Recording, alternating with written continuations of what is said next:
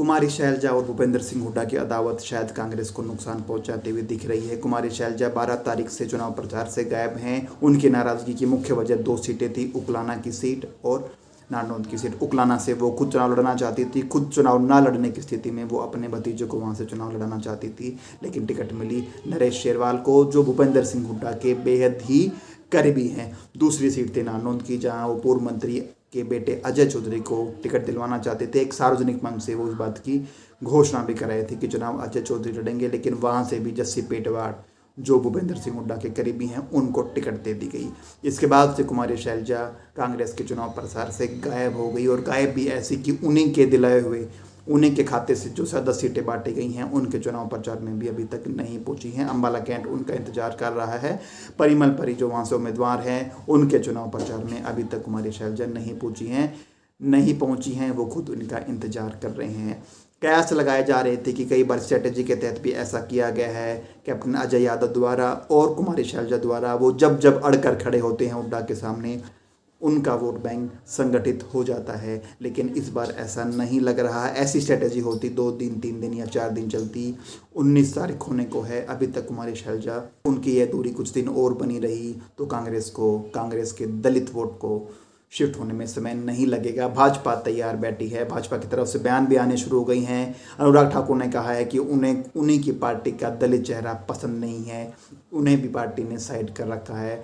तमाम बयान आएंगे भाजपा नेताओं की तरफ से, तीसरे मोर्चे की तरफ से, और इसका नुकसान कांग्रेस को उठाना पड़ सकता है। आपको बता दें कुमारी शैलजा 1991 में पहली बार सांसद बनी थी। 1996 में जब चुनाव हुए उस समय वो और भूपेंद्र सिंह हुड्डा 2 ही सांसद थे जो हरियाणा से चुनकर गए थे, बाकी सब चुनाव हार गए थे। और 2005 में जब सरकार बनी कांग्रेस की और हुड्डा को सीएम बनाया गया, तब सीएम का चेहरा थे चौधरी भजनलाल, उनके नाम पर 67 सीटें आई थी, लेकिन मुख्यमंत्री बनाया गया भूपेंद्र सिंह हुड्डा को। उस समय कुमारी शैलजा के पास भी मौका था, उन्हें भी ऑफर दिया गया था, लेकिन वो केंद्र की राजनीति में जाना चाहती थी, वहीं पर वो रही, उन्होंने मना कर दिया और भूपेंद्र सिंह हुड्डा का उन्होंने सपोर्ट किया। लेकिन आज वही भूपेंद्र सिंह हुड्डा और कुमारी शैलजा का 36 का आंकड़ा चल रहा है। अगर वो चुनाव प्रचार में आती हैं तो कांग्रेस पूर्ण बहुमत के साथ आती दिख रही है, ऐसा दावा किया जा रहा है सर्वे के आधार पर। और अगर वो दूरी बनाती हैं तो कांग्रेस बहुमत से नीचे रह जाएगी। ऐसे में भाजपा की सरकार बनाने की संभावनाएं तलाशी जा रही हैं। इसके अलावा बात करें भारतीय जनता पार्टी की, भाजपा को भी एक झटका लगा है। झटका बड़ा कहा जा सकता है। सावित्री जिंदल जो निर्दलीय प्रत्याशी हैं उनको समर्थन कर दिया है।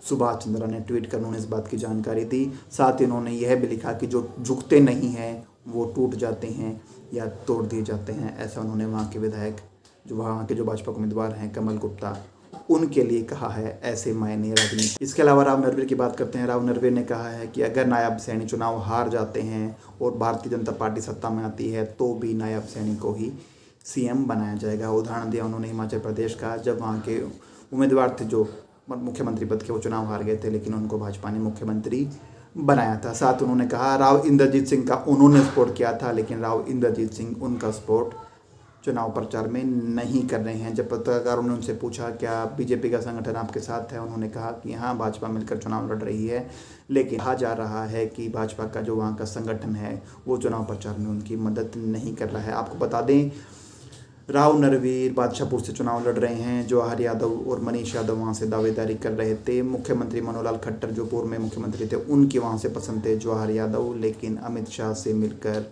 राव नरवीर टिकट ले आए और बोल रहे हैं कि अगर चुनाव जीतते हैं तो मंत्री भी बनेंगे। शैलजा के चुनाव से दूर रहने पर आकाश आनंद जो मायावती के भतीजे हैं, उन्होंने भी कुमारी शैलजा वाले मुद्दे पर बयान दिया। उन्होंने कहा है कि उन्हें वो सुहा नहीं रही हैं, कांग्रेस के नेताओं को ही कांग्रेस की नेत्री सुहा नहीं रही है, क्योंकि वो एक दलित चेहरा है। जो भी है, दलित वोट बैंक पर सबकी नज़र है, सब उस वोट को साधना चाहते हैं। तकरीबन 21% उनका वोट शेयर है पूरे हरियाणा में, तो इसलिए इस बड़े वोट बैंक पर भाजपा की भी नज़र है। कांग्रेस का यह वोट बैंक ऑलरेडी रहा है, लोकसभा चुनाव में भी यह वोट सारा कांग्रेस की तरफ ही गया था। फिलहाल देखते हैं राजनीति है क्या रंग लाती है। वीडियो दुष्यंत चौटाला को पहली बार इतनी भीड़ दिखाई दी है अपने कार्यक्रमों में।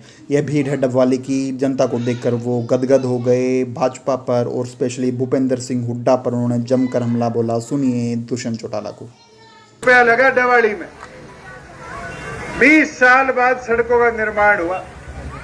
10 साल कांग्रेस के थे, गड्ढे को नहीं भरा था। कोई पूछने वालों को नहीं हो कि सड़क बना दो, क्योंकि हुड्डा सारा पीछा कटे ले जानते हो, नौकरी कटे ले जानते हो। आज बताओ विकास को नहीं हो तो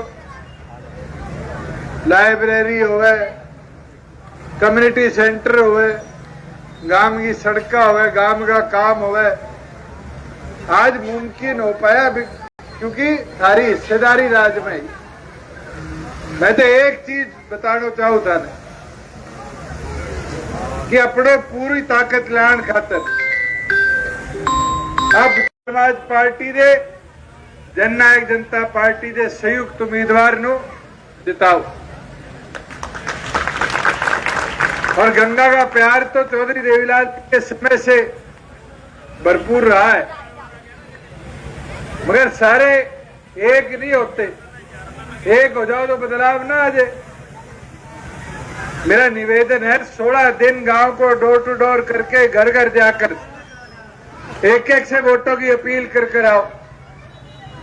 और मैं वादा करता हूं जिस दिन आपका राज बनेगा, जैसे चौधरी देवीलाल जी ने कहा था ट्रैक्टर टैक्स मुक्त होगा, आज युवा साथियों के लिए, गरीबों के लिए मोटरसाइकिल टू व्हीलर है, इसको भी टैक्स मुक्त करने का काम करें।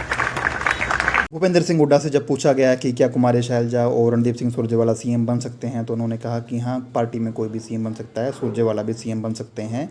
विधानसभा चुनाव बाद में लड़ाया जा सकता है, एक बार सीएम बनाया जा सकता है 6 महीने के लिए। अच्छी लगी हो तो वीडियो को लाइक करना, चैनल को सब्सक्राइब करना और वीडियो को ज़्यादा से ज़्यादा शेयर जरूर करना। नमस्कार।